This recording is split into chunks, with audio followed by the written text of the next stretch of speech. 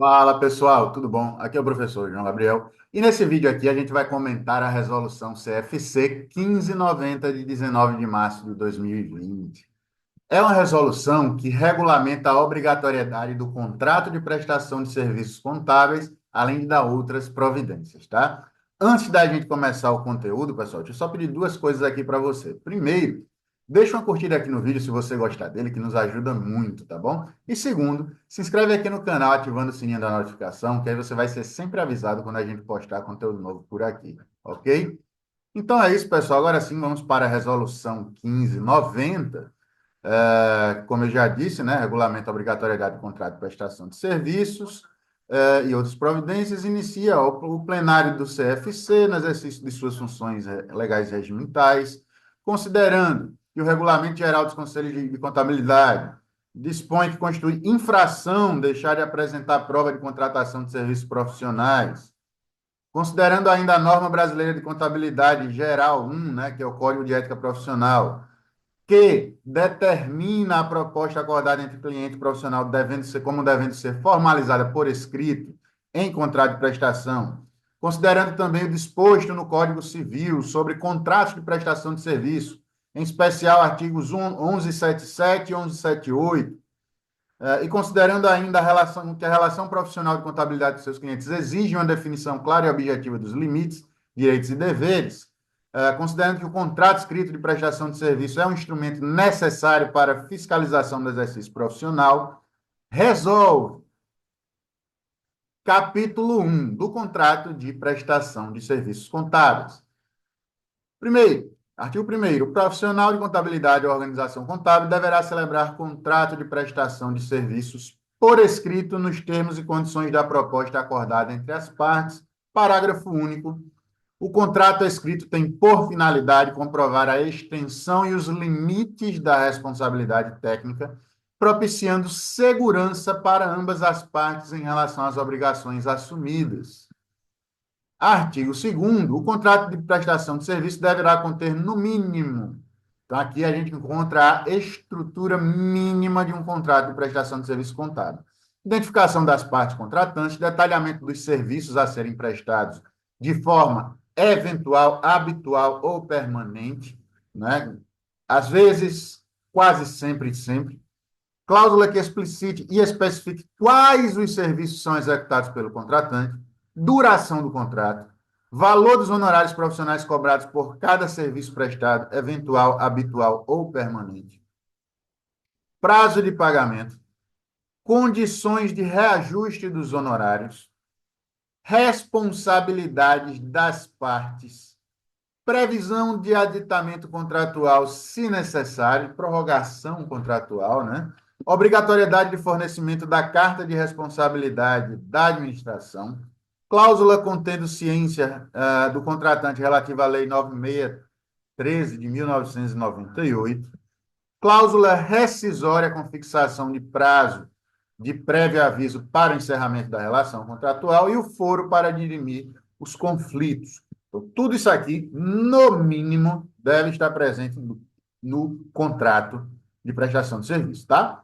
Artigo 3º, o contratante deverá fornecer anualmente ao profissional da contabilidade a carta de responsabilidade da administração a que trata a ITG 1000, para fins de encerramento do exercício. Parágrafo único. Em caso de recusa da entrega da carta de responsabilidade pelo contratante, o profissional avaliará a justificativa apresentada, os riscos para a continuidade de prestação de serviço e adotará as salvaguardas necessárias considerando a sua responsabilidade solidária perante a prática de atos culposos ou dolosos. Artigo 4º.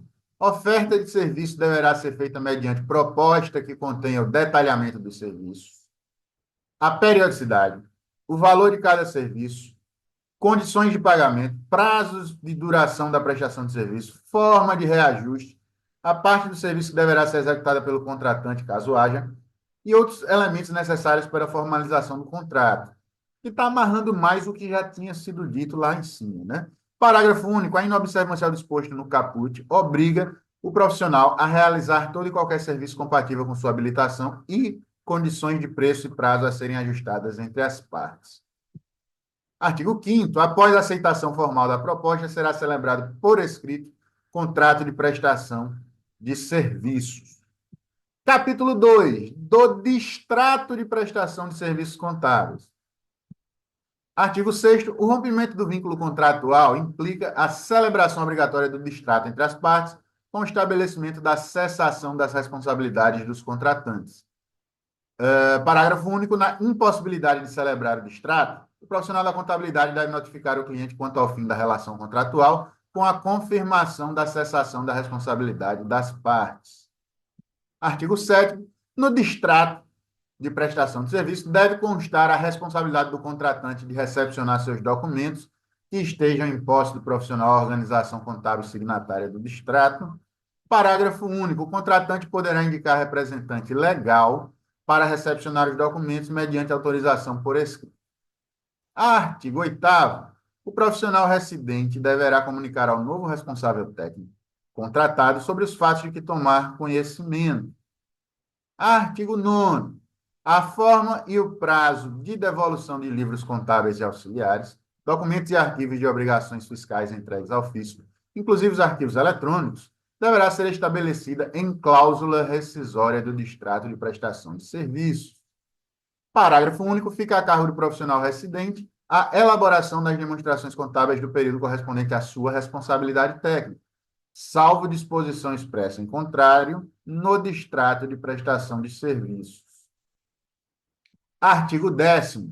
Ao profissional residente caberá o cumprimento das obrigações tributárias, acessórias, cujo período de competência tenha decorrido da vigência do contrato de prestação de serviço, ainda que o prazo de vencimento dessa exigência seja posterior ao da vigência do mencionado contrato, salvo a expressa disposição contratual em sentido contrário.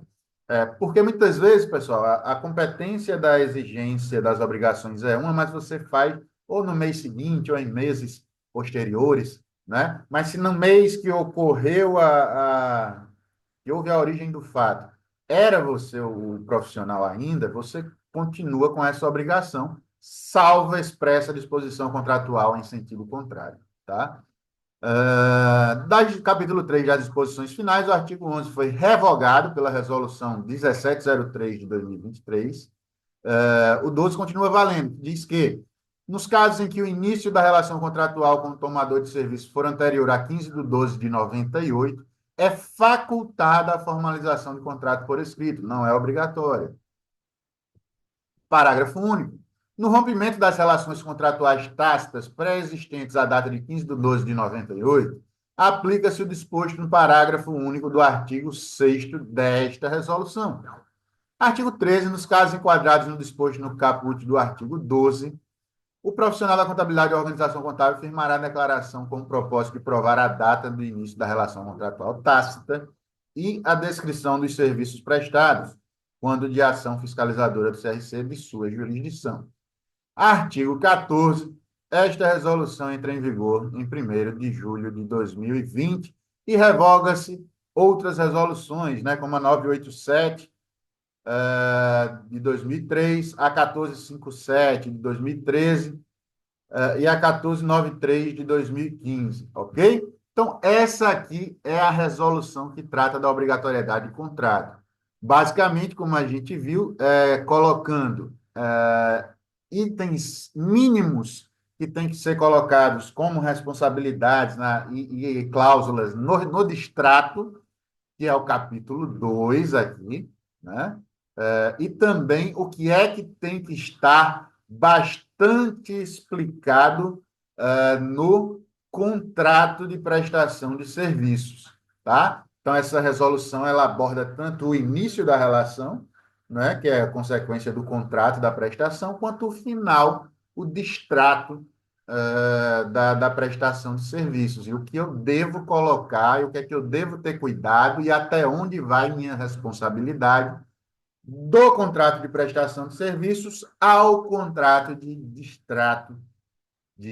ao distrato de prestação de serviços, melhor dizendo, tá certo? E essa foi a aula, tá? Essa é a resolução comentada, resolução 1590, tá bom? Espero aí que você tenha gostado desse conteúdo, tá? Vou reforçar lá os pedidos do início aqui para você, pedir para você deixar uma curtida aqui no vídeo e se inscrever no canal. E caso você tenha ficado aí com alguma dúvida ou quer comentar alguma coisa, escreve aqui abaixo que a gente troca uma ideia, valeu? Então é isso, pessoal. Forte abraço e até o próximo vídeo.